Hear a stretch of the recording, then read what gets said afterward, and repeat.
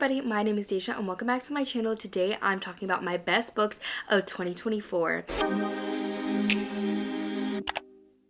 This is definitely like top 3 favorite videos that I film every year. I love the best books of the year videos, and I love not just filming mine but also watching other people's. And I'm just really excited to talk about basically my top 20 books of the year. I have my top 10 and then 10 honorable mentions. I always say that I'm going to go quickly through my honorable mentions and then I never do. But this year I'm really going to try to go through the honorable mentions quickly so we can spend more time on the top 10. I would say that my top 10 is not really in order. I put it in a kind of order. I do know that my top 2 is my top 2 books. I am going to do a countdown from 10 to 1. Honestly, 10 through 3 are kind of interchangeable depending on my day and mood. First, we're going to talk about my honorable mentions, which are not in any order at all. I actually have 2 Listen to Barry books on here, so we'll start with those first. The first one is Saving Noah. I really enjoyed this one. I think enjoy is kind of like the wrong word because it is a very hard book to read. In this one, we basically follow this main character Noah, who's like an A honor roll student. He is a amazing swimmer. He is just like really popular and coveted in this community. And then he actually admits to molesting young girls during swim practice, and he is sentenced to a juvenile sexual rehabilitation center. When this book begins, we are seeing him coming out of this rehabilitation center, and his mother does not want to turn her back on him, but his father does not want him to be in the house because he does have a younger sister. And Noah is a character that does not want to feel this way, but he just knows that he is a pedophile but doesn't want to be. And so the book is mostly following the mother as she is kind of coming to terms with that and relearning life with Noah, but then she also is forced to make a very hard decision. This book was just so impactful, so powerful. I thought it had so much to say and I really loved it. The second Lucinda Berry book was one that came out only on audio. It's not available in any other form but audio, and it's called One of Our Own. This one is about a woman who is a single mother and also a lawyer, but she also volunteers at a crisis center hotline, and she gets a call from a girl who is saying that she's a victim of a sexual assault at a party. And she begins to communicate with this girl on her own time and trying to figure out exactly all the details related to this girl and get her help, which is definitely against the rules because she is not supposed to interact with people outside of the crisis hotline. I honestly really wouldn't read the synopsis for Lucinda Berry books because I feel like they reveal too much, and this one definitely does, but I didn't go in knowing the synopsis. I just knew that it was about like a crisis hotline, and the ending completely floored and shocked me. I know it shouldn't have, but it definitely did. And I also love the audio production. Obviously it was just made for audio, so it was really well produced, especially with the hotline elements. Again, it just had so much commentary. Lucinda Berry is amazing at that, and she writes dark books, but they also have a bigger message to them, which I really enjoy. And Eric LaRocca also came out this year, who's one of my favorite authors of all time. I've loved all of his books except for one, and he came out with The Skin Was Once Mine and Other Disturbances this year, which is a short story collection with 4 short stories in them. They're all horror and so beautifully written. That's what I really love about Eric LaRocca's stories, is he writes pretty dark, gruesome stories, but also has really beautiful, amazing lyrical writing, and I love that dichotomy so much, and I will continue to pick up every single book that he publishes because it's just so good, so phenomenal. If you haven't read Eric LaRocca and you like horror and you think that you can handle more disturbing stories, I would definitely recommend his work. And I actually have a guide to him on my channel that I think I posted last year, so if you're interested in checking out one of his books, maybe you could reference that video to see where you want to start. Next up, I have Kiss Cut by Karen Slaughter. This is the second book in the Grant County series. I'm slowly making my way through Karen Slaughter's backlist. This is the only book of hers that I read this year. I definitely want to focus more on finishing series and stuff next year, so hopefully I can really get through this series. But I absolutely adore Karen Slaughter's writing. Again, she writes super like dark, disturbing books. She definitely fits in with Lucinda Berry and Eric LaRocca, even though they all have their own different style. They all tell like pretty dark, gruesome stories that have a deeper meaning, and I just really find that I love that in my books. This one is a thriller, and we follow our main 2 characters that we followed in the first book. They're actually a divorced couple, and our female main character, she is the town's pediatrician, but she's also the medical examiner because the town is so small.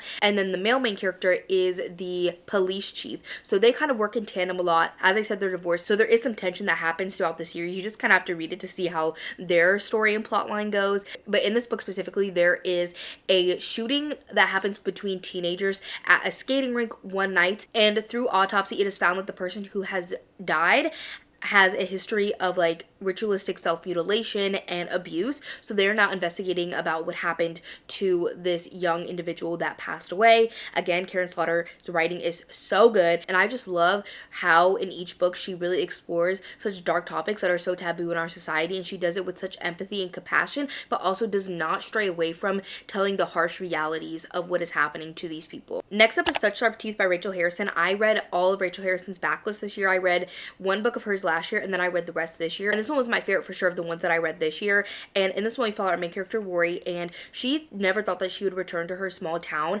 but her sister lives there, and she is pregnant and also estranged from the baby's father. So she decides that she's going to go back to this town to help her sister. And she ends up going to a bar one night after she recently arrived there.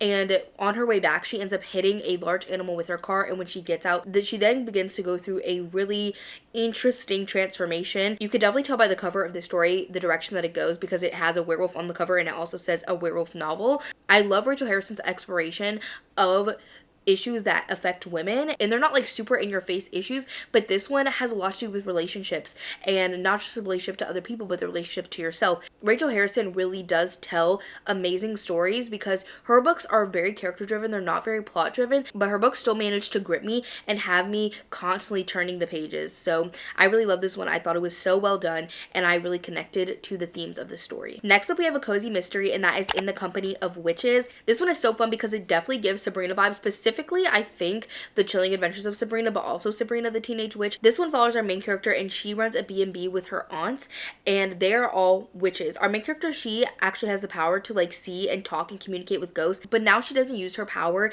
because her husband ended up passing away before the start of this book, and she has never been able to see or communicate with him, which has kind of made her feel like her power has failed her. But her aunts are also witches and use their powers, and they actually have one of the residents of their town staying in their B&B while something is going on in her house, while her house is like getting fumigated or something like that, and she ends up dying. And now everybody's pointing fingers at her aunt, so our main character is obviously trying to clear her aunt's name, which does involve her having to use her power a little bit more than she has in the past few years since her husband's passing. I just love a cozy mystery so much, and this one was definitely a standout to me because I love the premise, I loved the setting, and I also really liked that it had a little bit more depth in it with this grief element that was woven into the story. It was just so well done, and I definitely want to pick up more from this author and continue on in this series. Next up, I have The Serpent and the Wings of Night. This is a romantasy. We follow Araya, and she is the adopted human daughter of the Vampire King, and she decides to enter into this competition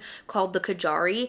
And in this competition, if you win, you get a wish granted to you by the goddess of death. And in this competition, it's really all vampires except for her. So she's obviously fighting against vampires who are way more powerful than her. So she has to make an alliance with a mysterious and ruthless killer. I really enjoyed the romance in this book so much, and I feel like this book reminded me a lot of like the Hunger Games, specifically the second book, Catching Fire, with just the way that this tournament was held. Definitely reminded me of that second book, which is my favorite book in the series. So I really loved all of like the action in here and the romance. I definitely plan on continuing in this series, and maybe picking up another book by this author as well. Then we have The Dead Romantics, and I actually have another Ashley Poston in my top 10, but this one was also amazing. I love Ashley Poston's writing. I read The 7-Year Slip last year, which was in my top 10, and then she has 2 books this year in my top 20, one being in my top 10. So I just really love her work because it is romance that has so much heart and meaning and depth to the story. This one follows Florence, and she is actually a ghostwriter for like one of the most prolific romance authors, but she is having trouble because she does not actually really believe in romance anymore because she went through a terrible breakup. She ends up getting a new editor who's kind of gruff and grumpy, and he's like, girl, you gotta get yourself together, but she is obviously struggling, and then she ends up struggling even more because her father, who she was really close to, ends up passing away. Her family runs a funeral home, so she ends up going back, obviously to grieve with her family, but then also help plan her father's funeral. And while she's there, she ends up seeing a ghost, and this happens to be the ghost of the new editor. She has this power where she can see ghosts. Her father also had this power, so that was a really good connection between them, but the editor does not know how he died. He doesn't even really know that he's dead at first, so she is trying to help him as well, kind of get through this process process of grieving his own death. I enjoyed this one so much because, again, it had so much heart and depth to this story. The ending was not my absolute favorite, which is why this is not in my top 10, but everything else about the story was literally so phenomenal, and it was so like cozy and heartwarming, but also heart-wrenching and emotional. I just really adored it. Next up, I have All the Lies by St. Abby. This is the 4th book in the Mindfuck series. I really need to finish off the series. I thought I was going to finish it this year. Turns out not. This is actually one of my favorites, if not my favorite book in the series, which is why I had to put in my honorable mentions. And I can't really talk about this one at all because it is the 4th book in a series and they're like novellas. So they really are like one book. But in the series, we basically follow our main character, Lana, and she is a serial killer who is killing off these people who wronged her in the past. And the FBI is kind of on her trail a little bit. Specifically, this one man is on her case and she begins to have a romance with him. At first, she does not know that he's an FBI agent. She quickly figures out that he is and that he is on her trail, but he does not know that she is a serial killer and that she is the woman that he has been looking for. This series is not like the most well-written masterpiece in the entire world, but I love this continuation of the story, and I feel like we got so much more background into what happened to Lana and her trauma, and I love that exploration. And my last honorable mention is A Court of Silver Flames by Sarah J. Maas. This is the 4th book in the ACOTAR series. The first 3 books follow Feyre and her romance, and then this one follows her sister Nesta. Again, I can't talk too much about this one because this one does spoil the ACOTAR series and what happens to Nesta, but this one is a deep exploration of Nesta's trauma, and what happened to her in the ACOTAR series is being explored, and she's very like a hard character and not a lot of people like her. She's definitely unlikable, but it's because of her trauma, and she learns throughout this story how to cope and also how to not be a horrible person, because just because you have trauma and a past and history doesn't mean that you are allowed to treat the people around you who care about you terribly, or anybody for that matter. And she does have a romance in this one. I can't say again who it's with, but I loved the romance in this one, and Sarah J. Maas honestly really hit it out the park with this one because the mental health exploration was just done fantastically.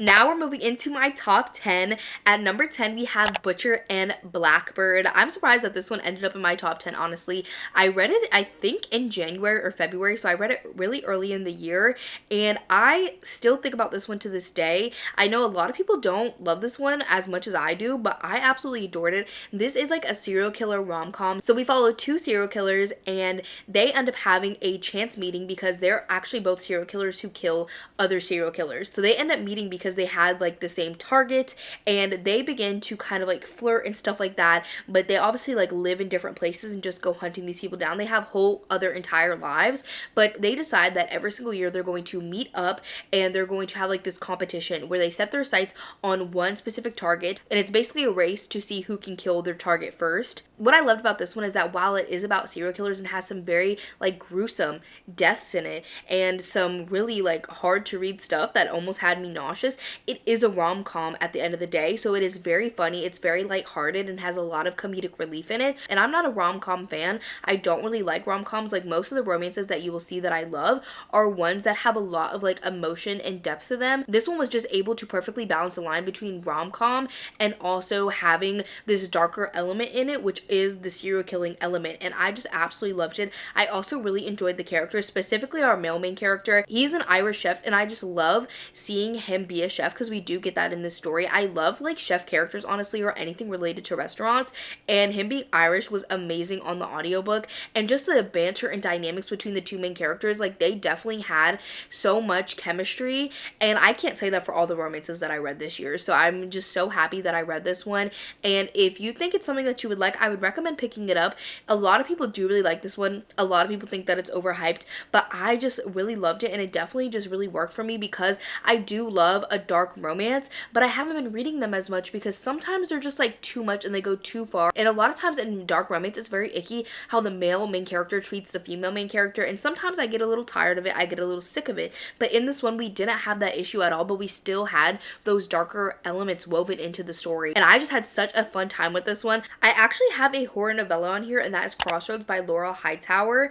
This one is truly a grief story, and I love grief stories so much. This one follows our our main character Chris and her son actually passed away, and she's obviously very devastated. Her life is turned upside down and her grief is really overtaking her. But one day she gets a small cut on her finger, and when she gets this cut, a drop of blood actually falls onto her son's roadside memorial. And then later that night she begins to see what she believes is his ghost, but is it actually his ghost or is it something more evil and sinister? This one went way farther than I thought it would. This one truly is about the lengths that a mother will go to for their child, and I think that is so beautiful. I'm obviously not a mother if you've seen my channel before. There's just something so interesting to me about a connection between a mother and their child, obviously between any parents and their children, but specifically mother, and really again just like how far they will go for their kids. This book really just pushed the limit of what I thought it was going to do. Coming in at number 8, I have The Next Ashley Pawson, and that is a novel love story. This one at first was not one that absolutely blew me away, but it really grew on me and I loved the ending of the story. This one's kind of the opposite of The Dead Romantics for me, because I love The Dead Romantics and then the ending was not my favorite. It just felt kind of meh. But in this one, I really enjoyed the majority of the story, but then the ending really blew me away, and so I just had to include it on my favorites list. This one follows our main character Eileen, and she's actually a professor of literature, so I really loved seeing that. This is such a book-centric story, and she was recently left basically at the altar by her supposed-to-be husband, so she is really struggling with what she wants to do with her life, the direction that she wants to go in, because obviously where she thought her life was going to go is not where it has ended up going. So she is really looking forward to this annual bookish retreat that her and her friends do. She has this group of online friends mostly, except one of them is her real life friend, that all talk about books and they have like the same favorite series. So she really wants to go to this retreat with her friends, but they all have something going on. Like one of them got a surprise trip to another country, and then some of them are like dealing with taking care of their parents, and she decides that she just needs to get away and read for like a weekend. So she decides that she's going to drive and go on this retreat by herself. It's literally pouring down rain as she's driving. She ends up hitting a man who turns out to be fine, but she hits a man, and then her car basically breaks down, so she pulls off into this small little town,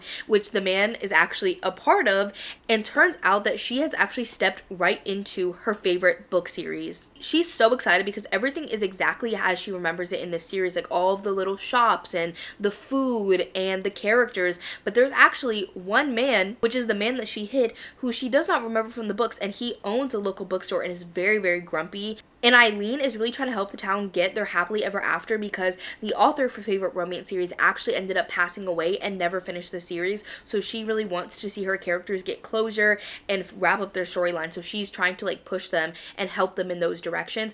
I just love this one. Like I loved how book-centered it was. I loved seeing Eileen just like go into this world where she knew everything about it and was able to like explore it and like fangirl out about it. But obviously the characters from the book don't know that they're from a book, so she's also trying to like not tell them or not like do too much or let them know that she knows who they are. And I love the romance so much. I thought it was so heartfelt, especially what happens at the end and like what gets revealed was just so amazing. The ending was phenomenal. Like truly, I loved the ending of this story. I thought it was so well executed, and this book was truly impeccable. I have another mystery on here, and that is Dial A for Aunties. This one I did not expect to love as much as I did, but I didn't realize it's by the same author as Vera Wong's Unsolicited Advice for Murderers, which I also love. So it's actually not a surprise to me now that this one ended up on my favorites of the year, because I love that one so much. But going into this one, I did not know it was by the same author, so I was shocked. In this one, our main character accidentally ends up killing her blind date, and for some reason she doesn't want to like just go to the police. She wants to basically cover it up. So she reveals it, so she talks about it to her mom and is like, hey, like there's a dead body, like I need to dispose of this. Her mom ends up calling her 4 aunties, and this is a Chinese Indonesian family, so they're super tight-knit just based on their culture. So they're going to dispose of this body, but they actually run a wedding company. So each person in the family does like a different thing. Like one person does all the baking, one person does the hair, one person does the photography. They all do different things, and they have a huge wedding that's like the wedding of the century happening the next day. In their culture, they're not supposed to like bury a body or like have a funeral that close to a wedding. So they decide that they are going to put the body in one of the fridges that her aunt who does all the baking has, like the big industrial freezer fridge things. And so they pack it up into a cake cooler, put it in there, and when the people come in the morning to start taking things to the wedding, which is actually on an island off the coast, they accidentally end up taking the cooler with the body in it. So they are trying to go get this body back from the island, but it's obviously on an island, so they can't really get it off very easily. And so now they're dealing with trying to put on this wedding, but then also basically trying to dispose of this body. And this one was just like so fun. It was so refreshing. And it's not a cozy mystery because it doesn't have like the traditional cozy mystery requirements, but I would still consider this a mystery in some elements.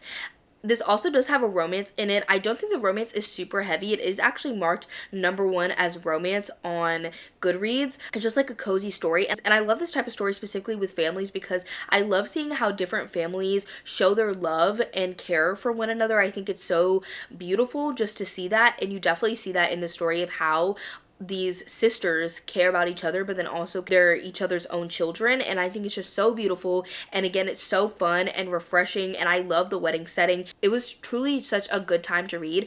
And I'm so happy that I picked this one up. Before I Let Go is coming in at #6. I actually read the first book and the second book in this series. This is a companion romance series. So each book follows a different like best friend in this group and their romance. And I really enjoyed the second one as well. This is kind of going to be a stand-in for both the books. But the first one is my favorite, I will say. I think that's mostly because it's second chance romance, and I absolutely adore second chance romances, but I feel like they can be done, not always the best, and I feel like Kennedy Ryan truly mastered how to write a second chance romance. We follow Yasmin and Josiah, and they are divorced. They're completely divorced, but they have 2 kids together, and they also own and run a restaurant together. So they're pretty good at like co-parenting and getting along, but they went through a super traumatic event that definitely like fractured their relationship and their marriage, so they got a divorce. And now they're starting to begin to feel some attraction and feelings and butterflies towards each other again. So they're kind of just exploring that connection, but also they're kind of like scared because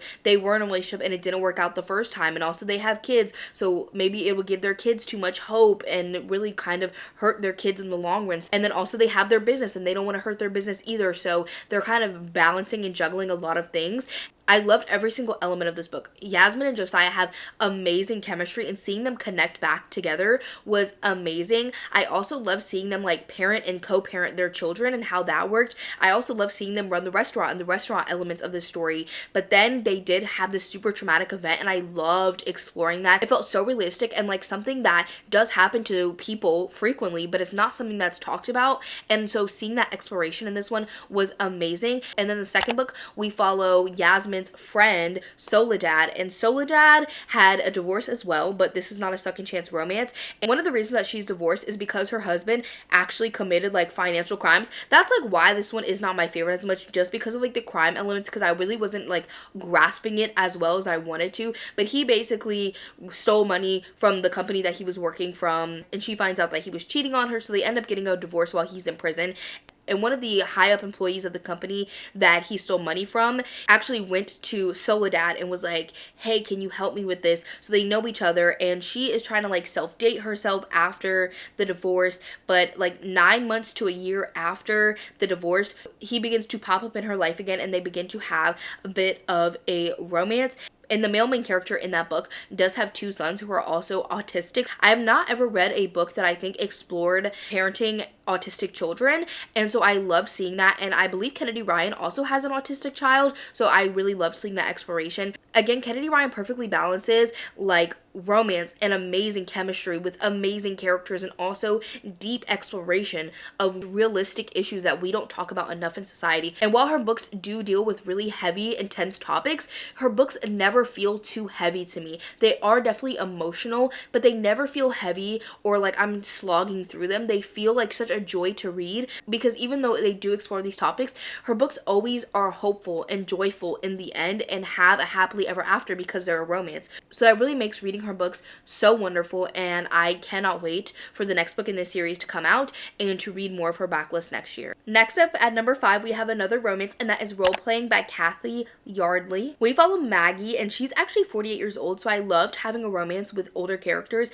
because her love interest is actually 50. So they're both like middle age, which is very uncommon for romances. But Maggie is a very grumpy hermit. She doesn't really like to go out. She doesn't really socialize, doesn't have many friends. But her son, who has recently gone to college, makes a deal with her where basically he'll be more social if she is also more social. So she decides that she's going to be a little bit more social, and she joins this online guild where she's playing basically like a fantasy game. And in this guild, it is actually run by this person named Otter. And she believes that Otter is like super young. And she's basically calling herself like an old hag. So Otter thinks that she is very old. But Otter is actually Aiden, who is 50 years old.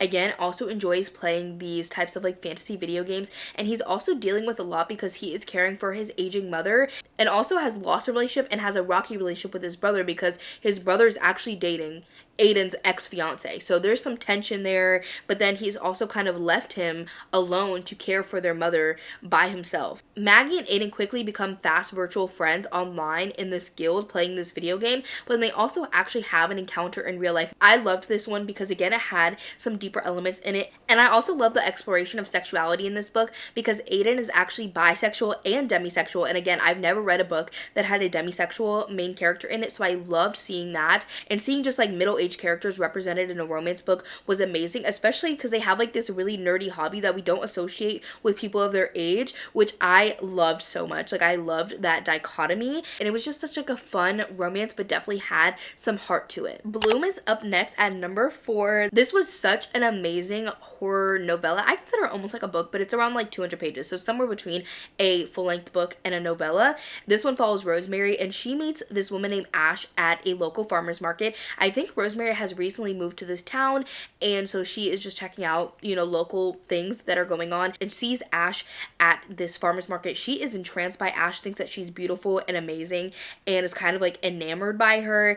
And Ash at this farmer's market basically sells anything that she can make at home. So she sells honey from her bees, her baked goods, soap, etc. And so Rosemary and Ash begin to strike up a friendship, but then it quickly turns into a romance because this book is sapphic. And Rosemary really becomes like obsessed with Ash, and she wants to be her but then also be with her at the same time. And I think all same-sex attracted people, like me, I'm bisexual, can relate to having those people that you want to be but then also want to be with, because for me that's Megan Thee Stallion. She's back here, she's on my wall, she's here, so I definitely relate to that. But this one does take a deadly turn. It was not something I expected to see at all, and it pushed the envelope way more than I thought it was going to. Like the epilogue of this had me shocked, jaw dropped, gagged, gooped, glumped. I was shooketh and shaken. I was truly just like enamored because I did not expect the ending to be the ending.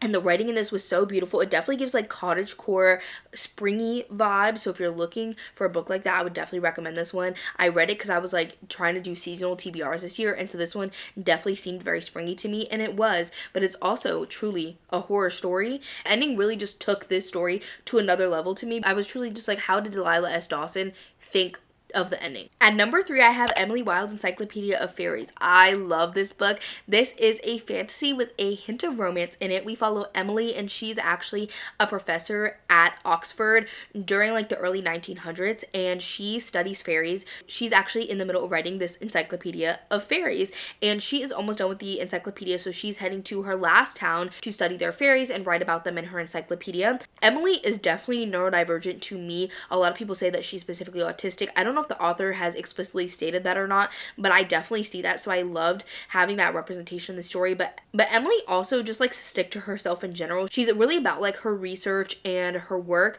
but then also her books and her dog, and that's really all. She doesn't really like other people that much and doesn't really have many friends except for one. His name is Wendell Brambleby, and he's also another professor at Oxford, and they kind of have like a begrudging friendship. Wendell really loves to be friends with Emily, but Emily doesn't really like people, as I said, so she's just kind of like okay and accepts their friendship begrudgingly, as I said, but is not like the biggest fan of him. Wendell actually goes to the same town that Emily's in to try and help her with her encyclopedia because she's trying to talk to like the villagers in this town to learn more, but she has definitely put the wrong foot forward and they don't like her very much, so Wendell's trying to come in and kind of save her. This story goes in a direction I did not anticipate it going in at all, and I really loved it. And I also just love the fairies in this story so much because there is multiple species species of fairies. So we do have like humanoid fairies, but then we also have like little like sprites that just like fly around. And so I love seeing all the different types of fairies. And I also just love like the academic element of Emily in here. And this is mostly told through diary entries. So I loved the writing in this one. And then also like Wendell was phenomenal. I love him as a character, but I really do relate to Emily a lot. So I also loved her as a character, and I loved them together and seeing their relationship. I just thought it was so well done. We also have a dog in here, as I said. So I love the dog element. And this one was just like such a joy and pleasure to read. It was so cozy, but had enough action in it to keep me engaged. And the writing was beautiful. It was just overall such a phenomenal read, and I highly recommend it. I don't think this book is overrated at all. Coming in at number 2, we have a horror book, and that is The Eyes Are the Best Part by Monica Kim. I loved this one. We follow our main character, who is Korean American, and her father has been found out to have been having an affair. So he ends up leaving the family. So it's just her sister, and her mom in their little apartment. And our main character, Jiwon, has recently started college, so she's struggling with that. She's struggling with making friends and just overall with her life after her father's affair. In Korean culture, there is this tradition of eating the eyes, specifically of fish, for good luck. And Jiwon does not want to do this, even though her mother tells her to. So she ends up doing it because her mom is basically pressuring her into it. And then after that, she begins to become obsessed with eyes. She also specifically begins to become obsessed with the eyes of her mom's new boyfriend, who is a white man and is very racist, very just like horrible. Like, if you could think of like the most racist, homophobic white man possible, who is very like predatory and gross, that is who he is, literally. Jiwon does slowly start to descend basically into madness and becomes a serial killer, specifically with an infatuation on eyes. I love Jiwon in this story so much because I feel like she is such a realistic portrayal of someone around this age, because she's going to college, but she doesn't have much direction in her life, and she is definitely struggling a lot, but nobody's reaching out to help her, and she's not reaching out for help either. She just thinks that she can kind of just like struggle through it, and I think that is so realistic. Like, I definitely related to her my freshman year, but I was not a serial killer. But where she is in her life and just kind of like being a bit directionless, I definitely understand that, and it was super relatable for me. But then I also love seeing the family dynamics in this, specifically like the sister relationships. I thought were done so amazing. I loved exploring Korean culture in this story because that's not something that I have a lot of knowledge of, so I thought it was so interesting. And then obviously the serial killer element of this was amazing, and I just love a slow descent into madness. I just love a slow descent into madness in any story. It's like one of my favorite things to happen in any genre. I love seeing it, and that's like really why I love the Joker movie so much, because I feel like that's what it does. This book truly was like the best horror that I read all year, and I absolutely loved every single page. And then my number 1 book of the year is a romance, and it's supposed to represent the entire series, but my favorite book in the series is the first book, and that is Part of Your World by Abby Jimenez. This is the first book in the Part of Your World series. I love this whole series. It is a 5-star series for me. I loved every single book. I loved every single couple. I loved all of the commentary in every single book, but Part of Your World just happened to be my favorite. I think honestly it's my favorite because this book was never on my radar. Like, I saw the cover, I saw people talking about it and loving it, but it was just never something I was drawn to read, and I just saw it one day at a used bookstore, and I was like, okay, like, let me get it. It was like $5. So I was like, at that point, for $5, I'll really buy any book that I ever heard any good thing about. So I was like, let me pick this book up. I don't know what really pushed me to read it, but I just picked it up one day, and I felt absolutely in love. We follow Alexis Montgomery, and I believe she's like in her 30s, and she is an ER doctor at this hospital, but the rest of her family are surgeons, and they are super rich, super wealthy, but also put a lot of pressure on Alexis and her brother, because at the hospital that she works at, there has been one member from her family working there for generations, and most of them are surgeons. So she's actually kind of like a disappointment in the family because she is not a surgeon, but she is mostly happy with her job. And one day she is just like out and about and driving through a small nearby town, and her car ends up breaking down. A man comes to help her. She ends up going to like a little bar in the nearby town, and he actually also ends up going to this bar, and he lives in the town. town. They end up flirting a little bit and she goes home with him. They hook up and then she realizes that he is 10 years younger than her, and also she has so much pressure in her family to marry someone who is very traditional and probably also in the medical field. So she kind of pushes him away a bit, but then they start to reconnect. And I love this story so much, specifically the exploration of everybody's issues, not just Alexis's issues with her family, but Daniel, the love interest, he also has like a lot of trauma and things in his past that he is struggling through. But then also in this town, we get very connected to the characters and they have their own issues and struggles that they're going through. And I loved exploring that so much. There's also a baby goat in here, which I have to shout out because the baby goat really did something for me. Like, I love that part of the story. This book really was so happy to me. Like, I was so happy reading the story, but it also had that depth and nuance in it. The other romances on this list I definitely loved, but something about this story, I think just because it took me so off guard, I was just so shocked that I loved it. And the rest of the series is amazing. It also has amazing commentary in every single book, so I just have to put the whole series as my number one because, as I said, I love the characters, I love the relationships, I love the commentary, I love the writing. Abby Jimenez truly has become my favorite author of this year. This has been my Abby Jimenez year, and I know she has one other series, so I'm definitely going to read that in 2025 because I absolutely have to read every single thing that she's written. This story was just so beautiful, so heartwarming, and such a pleasure and joy to read. So those are my favorite books of 2024. I hope you guys enjoyed this video. Please let me know what your favorite book is down below. This was honestly not the best reading year for me. I was so slumpy throughout the majority of this year, probably like 2/3 of the year I was in a slump, so it really was not the best. But these books definitely made my year so much brighter, and I'm so happy that I read every single one of them. If you made it to the end, leave a little goat emoji down below, and I will see y'all in the next one. Bye, everybody. Trying to look like you're winning. I'm writing rhymes in the kitchen, soaking in moments we live in. Yeah, you got the nerve to be on me, faking a life that I had you. If you got my number, don't let me, 'cause baby, I'm on hiatus. I'm on hiatus.